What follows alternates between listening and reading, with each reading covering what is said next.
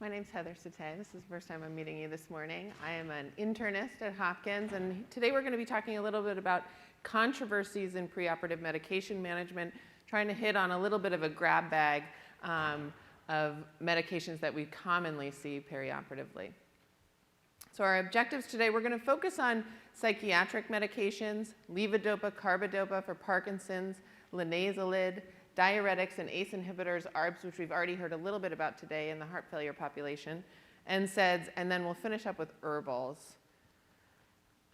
So this is our typical call, right? 10 o'clock, ortho calls, please clear this patient for a 7 a.m. surgery. What do we want to do with him? So he's a 60-year-old guy. He has moderate depression, and he has Parkinson's. So he's on an SSRI, and he's also on levodopa. Oh, sorry, I should have put these up. So options include A, delay surgery for a week and discontinue his antidepressant, hold both meds on the morning of surgery and proceed tomorrow morning, continue both meds through surgery, no change, stop the SSRI now but continue his levodopa, or we're just not sure, so I'll take them for him. What do you guys think?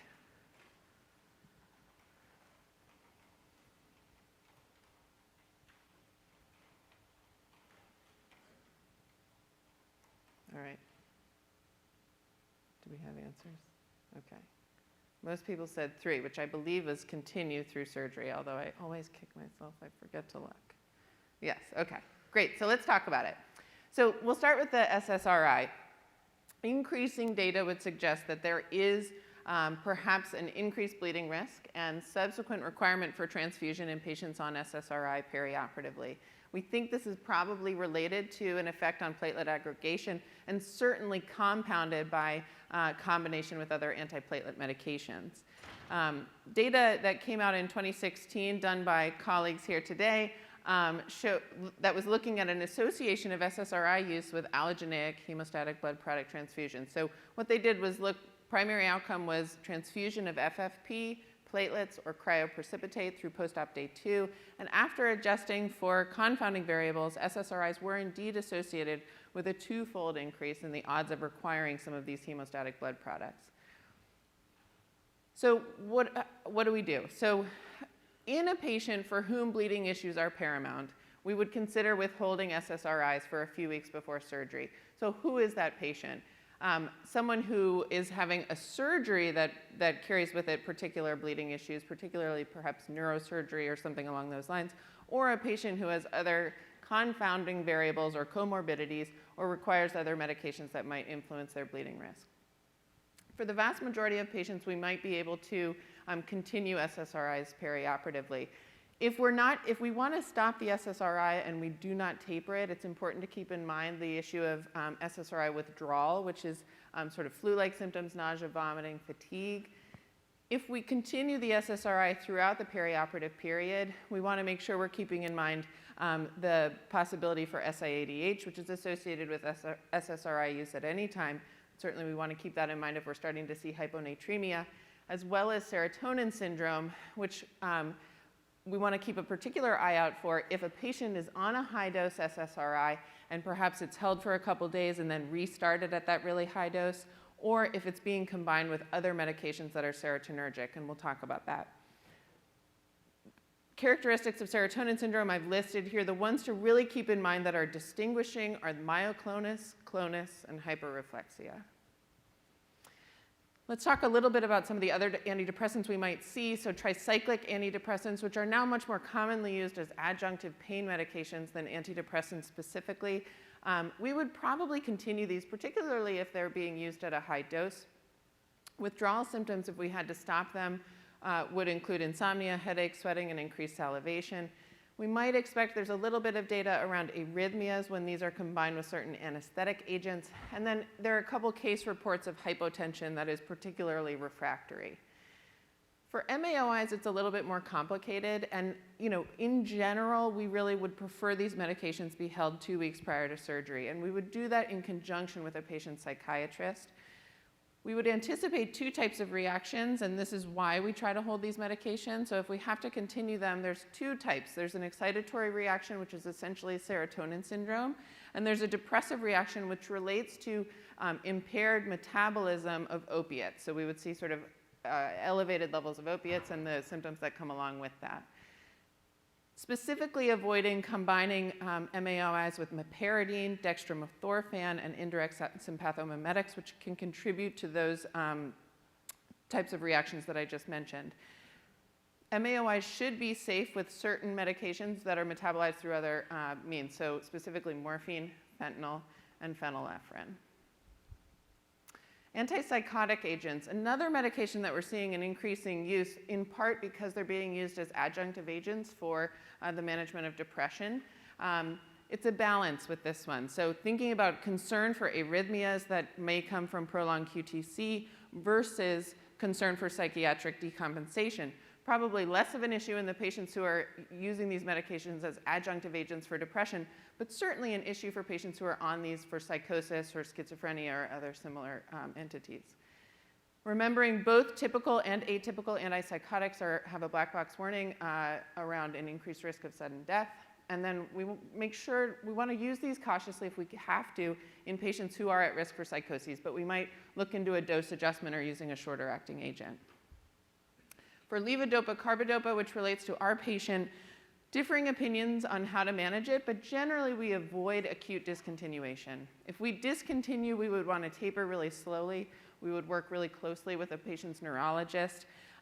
If acute discontinuation occurs, for whatever reasons, we want to keep in mind that it can precipitate a neuroleptic malignant-like syndrome, and then certainly worsen Parkinson's symptoms, as well as the hemodynamic changes that can accompany that.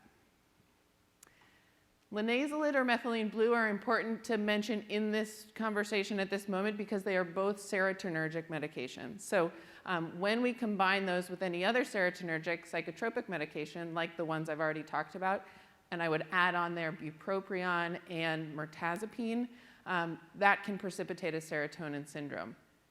So we would want to, in a planned surgery, non-emergency, where linezolid or methylene blue use is planned, we would stop psychiatric medications 2 weeks prior when possible. Interestingly, fluoxetine or Prozac has an incredibly long half-life, so that one we actually have to stop 5 weeks prior. Treatment with serotonergic drugs can resume about the day after the last dose of linezolid or methylene blue, and again, monitoring for serotonin syndrome, recognizing that if you're restarting some of these serotonergic drugs, you might want to do so at a lower dose. Okay. Next up, so for our guy who broke his hip, we would likely continue his medications perioperatively, making sure that we assess his bleeding risk, but certainly in that semi-urgent situation, we would continue them for him. Next case is a 67-year-old woman. She's having a partial colectomy for recurrent diverticulitis. She has hypertension and diastolic dysfunction and is on lisinopril, furosemide, amlodipine, and a multivitamin. So what do we want to do with her meds? Do we just stop them all? Do we hold just the furosemide? Do we hold lisinopril and furosemide? Do we hold only the lisinopril, or do we just continue everything? Let me look at the answers. All right. The consensus is answer 3. I really need to remember. Okay, holding lisinopril and furosemide. All right, so let's talk about that. Let's start with the ACE inhibitors, and I know a couple other speakers have touched on this. Really, the balance here is we know that ACE inhibitors can blunt sort of the compensatory renin-angiotensin response intraoperatively, and that can contribute to sustained hypotension. But on the other side, there's data that would support that they can prevent post-op hypertension in patients following cardiac surgery. So the type of surgery is likely really important as we think about what we want to do with ACE inhibitors and ARBs. In the past year, a systematic review has come out that included 9 studies, 5 randomized controlled trials, sort of looking to answer this particular question. What they found was that they did confirm that continuing ACE inhibitors and ARBs is associated with intraoperative hypotension. However, what they were unable to demonstrate was any association between that continuation of ACE and ARBs and mortality or major cardiac events. So what we're left with is, yes, they can contribute to intraoperative hypotension, but how clinically significant is that for those patients? And I think it probably gets down to the question of cardiac versus non-cardiac surgery, and there will be more data forthcoming on that. So as a result, there's a little bit of discrepancy in the guidelines. There are guidelines around ACE and ARB use. So the ACC-AHA says reasonable to continue, but if you stop it, try to restart it as soon as possible at post-op. Canadian Cardiovascular Society says hold it 24 hours before, and the Europeans sort of split the difference. Hold 24 hours prior if you use it for hypertension, but consider continuing it for heart failure. What about diuretics? So, there's not a tremendous amount of new data coming out around diuretics, so there's certainly a concern for electrolyte abnormalities, some concern for arrhythmia. Hypotension is certainly possible when combined with certain anesthetic agents. But in studies, randomized controlled trials showed of non-cardiac surgery patients no increased risk of hypotension in patients who are taking furosemide through surgery. Not a lot of consensus, but I think most of us would say hold the dose on the morning of surgery, manage with IV diuretics intra-op, and then restart when you're able. Okay, so last case, 45-year-old woman presenting for pre-op assessment prior to her hysterectomy. She says, I only take ibuprofen. I'm on no other prescription medications. Do you need to not make any adjustments and just go right to surgery? Stop her ibuprofen a day before. Stop her ibuprofen 7 days before. Ask her about whether she takes any over-the-counter or herbal medications or some combination thereof.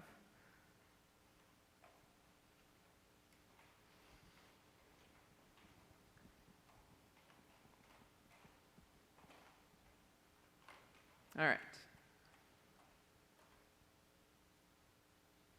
That looks like we were split between 5 and 6. Okay, so either we're sure we want to ask about over-the-counters or herbals. We're not entirely convinced of when we should stop the ibuprofen. So let's talk about that. The NSAID conversation is short. We stop them in proportion to their half-life. And so for short-acting NSAIDs, diclofenac, ibuprofen, actually, recommendations are to hold for 24 hours prior to surgery. And I think one of the discrepancies is, and this is true for my hospital too, there are many pre-op guidelines that say that needs to be much longer than 24 hours. But based on current guidelines and the literature, we would say 24 hours prior to surgery, stop the short-acting NSAIDs. Intermediate-acting NSAIDs, including Aleve, 2 to 3 days, so they have a little bit longer half-life. And then the really long half-life NSAIDs, we want to stop longer. I can't remember if I've ever prescribed piroxicam, but 10 days. All right, but let's talk about herbals. So 12% of the US population used herbal medications in 1997. 32% of patients in 2001 reported their use in ambulatory surgery settings, and 70% of those people didn't tell their doctor. So the problem here is that we don't have a tremendous amount of data. I've included the medications for which we do have a little bit of data and where people have made some guidelines around the time frame for discontinuing these meds. And you can see sort of ephedra, which is a sympathomimetic. We want that off for 24 hours prior. Garlic probably influences bleeding and platelet aggregation, so we want to hold that for 7 days prior. Ginkgo and ginseng we would stop as well, and you can read those. A number of psychiatric sort of themed supplements also have a little bit of data to support discontinuation. Kava and valerian can both potentiate sedation, so we certainly want those off. Valerian really should be sort of treated as a benzo, and that needs to be tapered slowly. And then St. John's wort can have a lot of medication interactions, so we want to stop that as well. This is the area where there's not a lot of data. I get questions on fish oil every year. There's some in vitro data that suggests decreased platelet aggregation and clot formation. A couple case studies suggesting increased risk of bleeding. There's also been increasing data out that fish oil doesn't really do any of the things that we want it to do over the past couple of years, so over-the-counter fish oil. So hopefully we'll see a little bit less of this, but certainly I have patients hold it prior to surgery. Echinacea, perhaps some immune system effects. Glucosamine chondroitin Chondroitin's a heparinoid, so it can contribute perhaps to bleeding risk, but again, we don't have data to really tell us how to manage this peri-op. Marijuana. So with many more states approving medical marijuana, we're seeing this a lot more in our patients. I sort of added this year. We don't know a whole lot about it. We don't know how to advise around when to discontinue. But a couple things that I wanted to mention. It can have some antagonistic effects between cannabis and propofol, so patients may require a lot more propofol in order to achieve the desired effect. It can also have increased sedative effects on certain anesthetic drugs, but then conversely, patients can have cross-tolerance to analgesics postoperatively, which can create a challenging post-op course. Some of the direct physiologic effects that I want to mention, if patients are smoking it, we should treat it sort of as if they're smoking unfiltered cigarettes. So we see lots of respiratory changes, we see airway irritability, we see edema, and we can see airway obstruction as a result, sort of an isolated uveitis, bronchospasm, chronic cough. We could potentially see some supraventricular or ventricular ectopy, some changes on EKG, and then there's this little bit of data around higher risk of MI, particularly for patients who have heart disease or prior MI after they've smoked. The one last thing I want to point out is there's two different sort of patients that we need to think about. Patients who use acutely at a low dose, we would potentially see physiologically tachycardia, hypertension, and need to manage that perioperatively. For patients who are chronic users, higher dose, they are going to manifest as bradycardia, orthostatic hypotension, which can cause its own issues intraoperatively. So hopefully more to come on how do we address this, but certainly ask your patients about it, and then ask sort of how much they're using and how often. So reviewing your patient's medication list, ask specifically about herbals and other over-the-counters, and work with patient specialists, primary care docs, sort of to determine the best approach. Thank you.